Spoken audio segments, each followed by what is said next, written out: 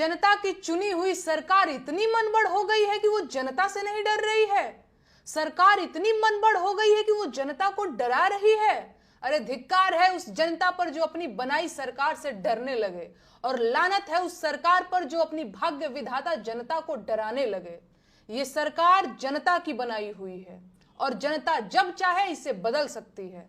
सरकार जनता से है, जनता सरकार से नहीं। और अगर देश की सरकार देश की जनता से नहीं डर रही है तो इसका सीधा मतलब है कि ये सरकार बनाने का काम जनता कर ही नहीं रही है। तो सरकार फिर कौन बना रहा है? ईवीएम। फिर तो हो चुका खेला। सरकार ईवीएम बनवा रही है और ईवीएम सरकार बनवा रही है। बढ़िया है फिर तो। अच्छा, दिल पे हाथ रख करके बताइएगा, आपको सच में लगता है कि सरकार देशवासियों का भला कर रही है? क्या आपको अब तक नहीं समझ में आ रहा है कि सरकार की नजर सिर्फ देश के संसाधनों पर है?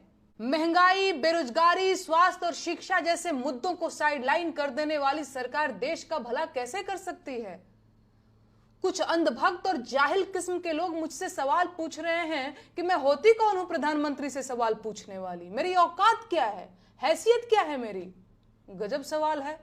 अब क्या देश के प्रधानमंत्री से सवाल पूछने के लिए पहले मुझे प्रधानमंत्री बनना पड़ेगा? आप शायद भूल गए होंगे, लेकिन आपकी जेब में पड़ा एक कागज का टुकड़ा आपको ताकत देता है कि आप पूरे अधिकार के साथ देश के प्रधानमंत्री से सवाल पूछ लें।